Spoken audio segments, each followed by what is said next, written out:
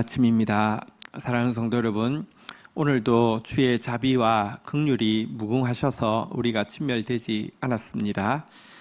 주의 인자하심 앞에 나아가서 중보하기를 주님은 원하십니다. 말씀 붙잡고 하나님 앞으로 나아갑시다. 요한계시록 10장 1절에서 11절 말씀입니다. 요한계시록 10장 1절에서 11절 1절 2절 읽고 말씀 나누겠습니다. 1절 내가 또 보니 힘센 다른 천사가 구름을 입고 하늘에서 내려오는데 그 머리 위에 무지개가 있고 그 얼굴은 해 같고 그 발은 불기둥 같으며 2절 그 손에는 펴놓은 작은 두루마리가 있고 그 오른발은 바다를 밟고 왼발은 땅을 밟고.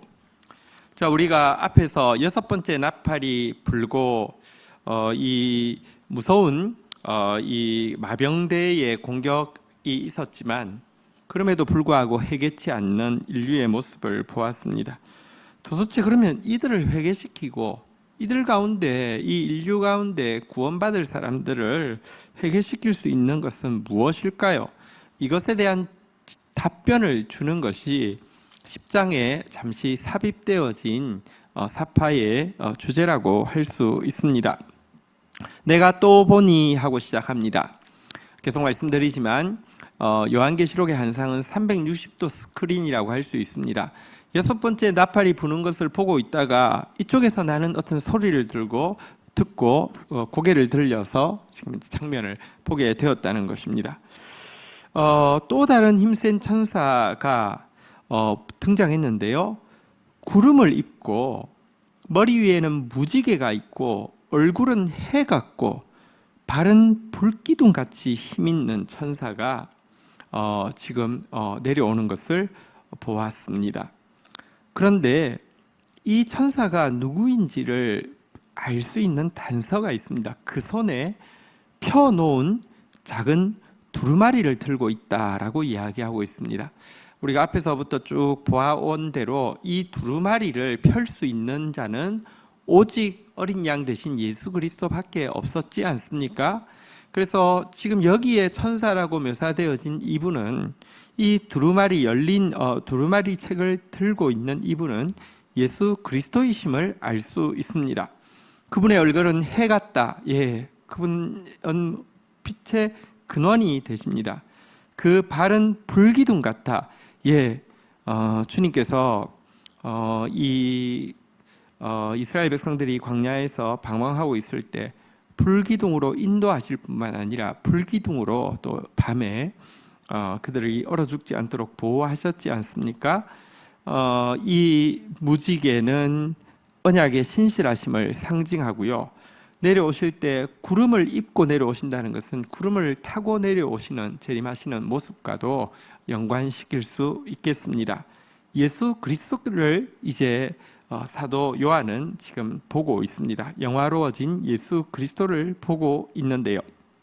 3절, 4절 보도록 하겠습니다.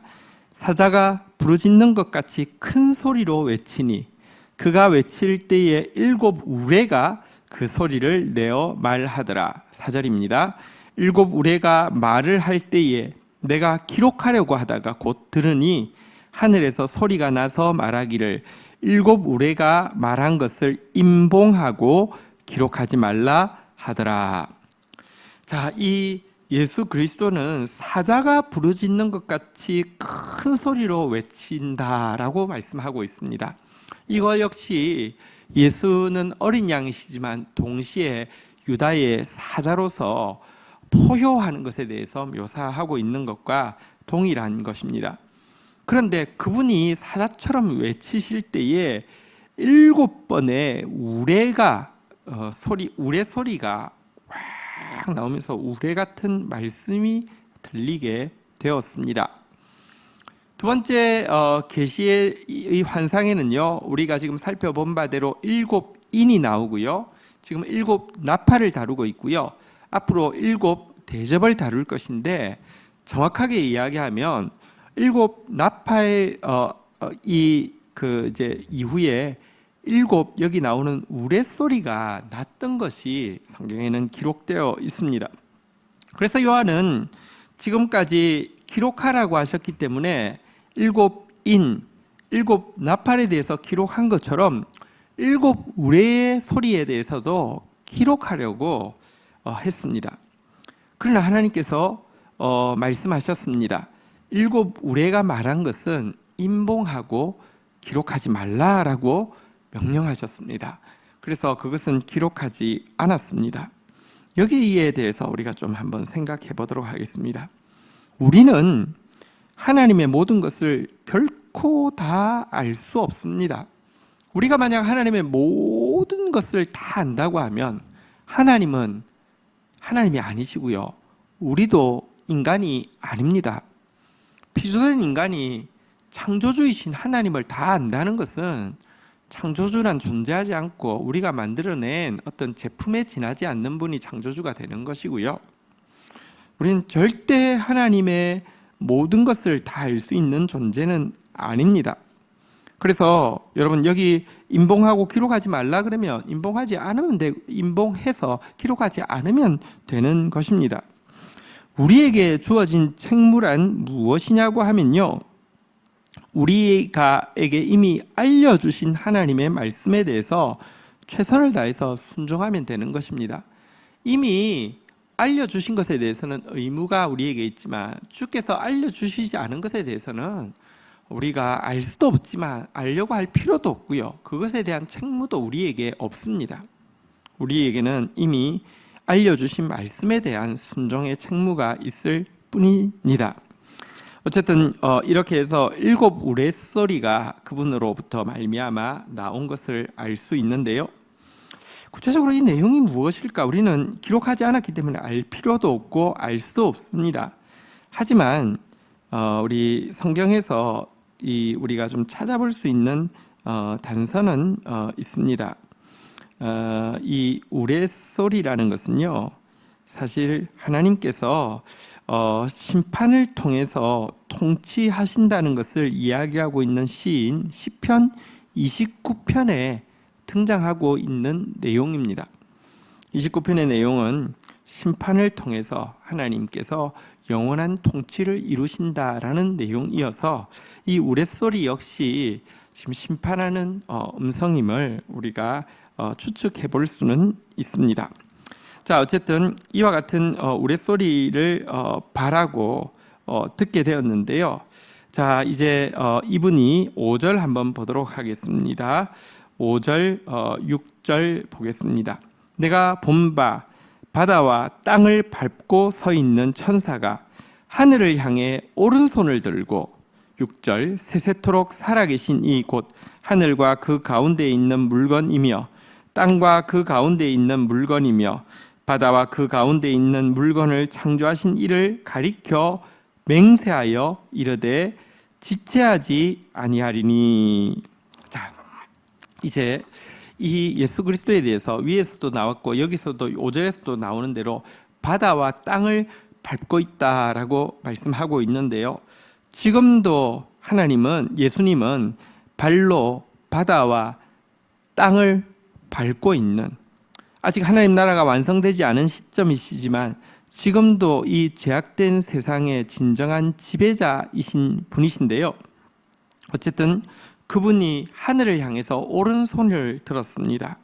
그리고 세세토록 살아계신 하나님, 하늘과 그 가운데 있는 물건뿐 아니라 땅과 그 가운데 있는 모든 피조물, 바다와 그 가운데 있는 모든 피조물들을 창조하신 하나님을 향해서 오른손을 들고 선포하기를 한번 따라하겠습니다. 지체하지 아니하리니. 이제 이 완성이 지체하지 않고 이루어질 것이다 라고 외치고 있습니다. 하나님 나라의 완성이, 하나님 나라의 통치가 이제 지체하지 않고 인류 가운데 임할 것이다 라고 선언하고 있습니다.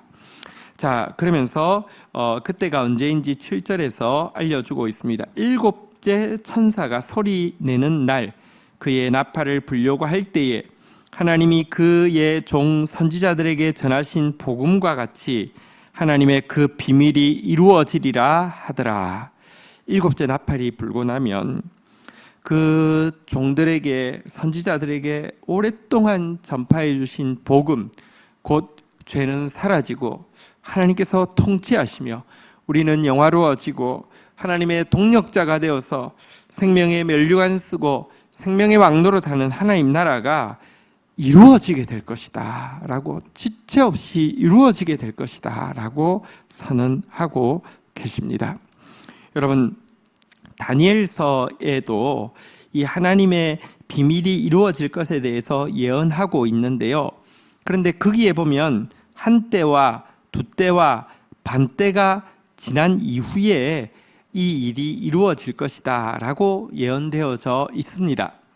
그러나 요한계시록에서는 지체하지 아니하고 이제 이 일이 이루어질 것이라고 말씀하시면서 하나님 나라의 도래가 가까움을 선언하고 있습니다.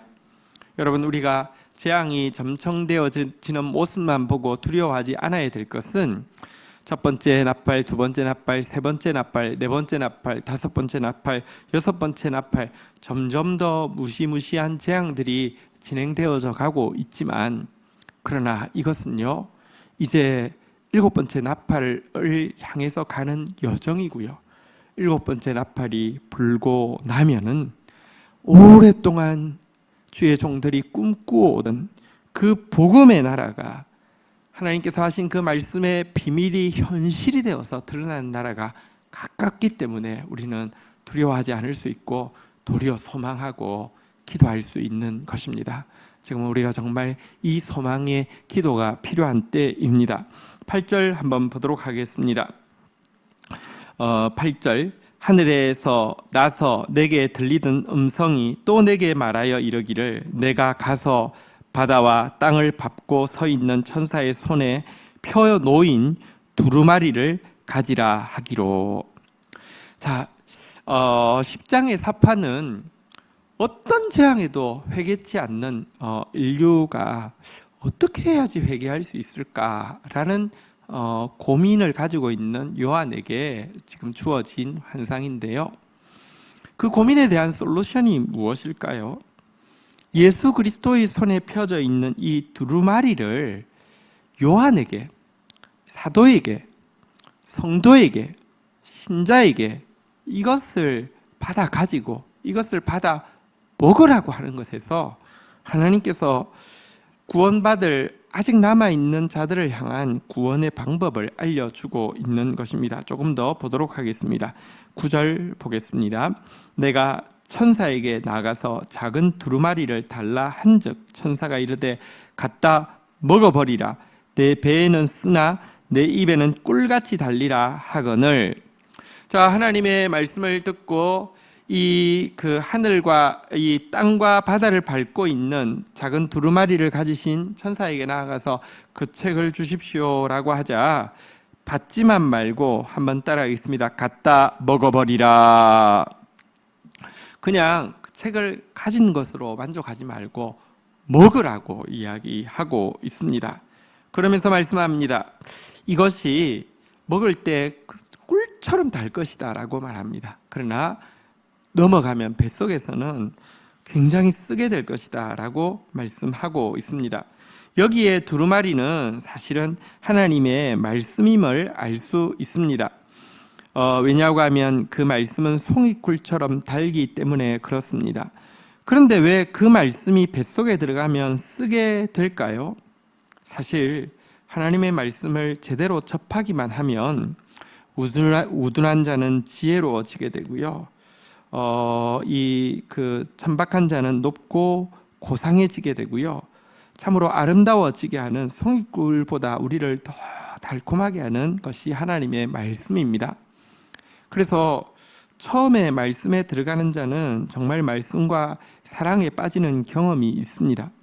그러나 그 말씀이 점점 우리 속으로 들어가면 들어갈수록요, 예수 처음 믿을 때는, 말씀 처음 볼 때는 감격이 있는데 말씀을 믿고 살기 시작하려고 하면, 말씀대로 순종하려고 하기 시작하면 그때부터 말씀은 고통이 되어집니다.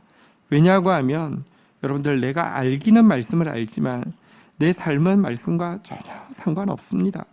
그런데 내 삶이 말씀대로 바뀌는 과정은요, 정말 죽음과 같은 고통이 동반되어지는 것입니다. 그러나 먹으라고 한 것은요, 입에 씹었다가 뱉고 씹었다가 뱉고 하는 게 아니잖아요, 그죠? 먹어야지만 내 몸 전체에 이 먹었던 음식이 영양분이 되고, 유와 완유잇이라는 영어 표현이 있습니다. 당신이 먹은 것이 바로 당신이다라는 표현인데요, 정말로 이 말씀을 먹어야지만 내가 말씀의 사람이 될 수 있는 것입니다. 그래서 먹으라고 이야기했습니다. 자, 이 명령 앞에서 요한이 순종합니다. 내가 천사의 손에서 10절, 내가 천사의 손에서 작은 두루마리를 갖다 먹어버리니 내 입에는 꿀같이 다나 먹은 후에 내 배에서는 쓰게 되더라. 요한은 주저하지 않고 순종하여서 그 말씀을 받았고요, 머리로만 알고 있는 사람이 아니라 고통스럽지만 자기 부인이 동반되어지지만 내적 싸움이 심하지만 말씀을 먹어서 말씀의 사람으로 변화되어지는 이 쓴 훈련의 시간을 감내하게 되었습니다. 이처럼 그를 통하여서 말씀이 나오는 사람이 되자 11절 이렇게 선언하십니다. 그가 내게 말하기를 내가 많은 백성과 나라와 방언과 임금에게 다시 예언하여야 하리라 하더라. 말씀의 사람이 되고 나자 사도 요한에게 이렇게 외칩니다. 이제 많은 백성, 나라, 방언, 임금들에게 한번 따라하겠습니다. 다시 예언하여야 하리라. 여기 다시 예언한다고 했는데 이것은 앞에도 예언했는데 한 번 더 한다는 뜻이 아니라 원래의 뜻은 더 깊게, 더 강화하여 이런 뜻입니다.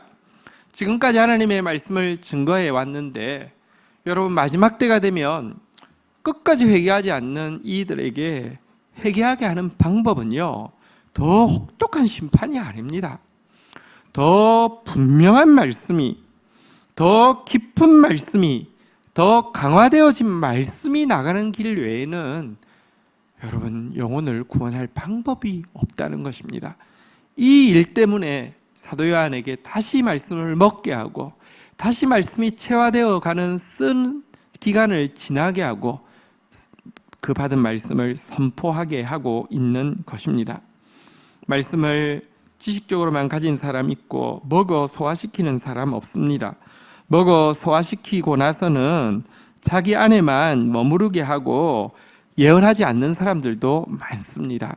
우리의 사명은 하나님의 깊은 말씀을 여러분 머리로만 가지고 있고 혀끝에만 붙여 있는 사람이 아니라 씁쓸한 그 소화의 시간, 체화의 시간을 가짐으로 말미암아 그 말씀이 내가 되게 하고요, 나만 깊은 말씀 가졌다고 머무르는 것이 아니라 다시 예언하여야 하리라. 이 말씀 더 깊이, 이 말씀 더 강화하여 세상을 향해서 외쳐야 합니다. 우리는 복을 받기 위해 부름받은 존재가 아니라 복의 근원이 되어 복을 나누어 주기 위해서 부름받은 존재이기 때문입니다. 그리고 세상을 구원할 수 있는 복의 핵심은 복음, 곧 하나님의 말씀, 이 두루마리 책뿐입니다. 홍수 때에 생수가 가장 귀한 것처럼 마지막 시대에 외치는 자만큼만은 생명수는 말라있는 이때에 더 깊이 더 강화하여 하나님 말씀을 가지고 그 말씀을 흘려보내는 저와 여러분들 되기를 주의 이름으로 간곡히 부탁드립니다. 주신 말씀 붙잡고 제가 기도하며 나아가도록 하겠습니다. 하나님, 인간의 완고함은 어떠한 재앙으로도 돌이킬 수 없음을 분명히 보게 됩니다. 그러나 오늘 예수 그리스도의 손에 펴져 있는 이 두루마리 책, 이 두루마리 책만이, 이 말씀만이 구원받을 자를 구원하게 하는 능력임을 우리가 깨닫게 되고 소망하게 됩니다. 이 두루마리를 갖다 먹어버리라 명령하시면서 입술의 달콤한 것에 머무르지 말고 뱃속에 쓴 시간을 버티어내며 또 그것이 체화되는 데서 그치지 아니하고 더 깊이 더 강화하여 이 말씀을 선포하라고 하신 이 명령 앞에 겸허히 서게 하여 주옵소서. 간절히 서게 하여 주시옵소서.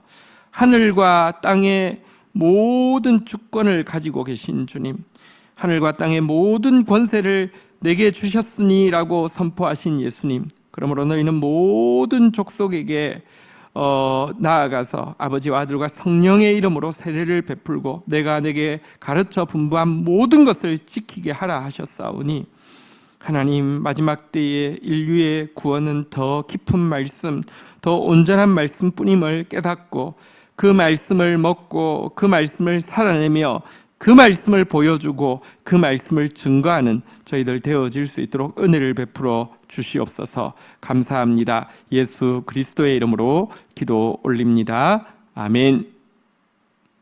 감사합니다. 오늘도 우리 힘들지만 주의 이름으로 또 말씀으로 승리하는 하루 되기를 주의 이름으로 축복합니다.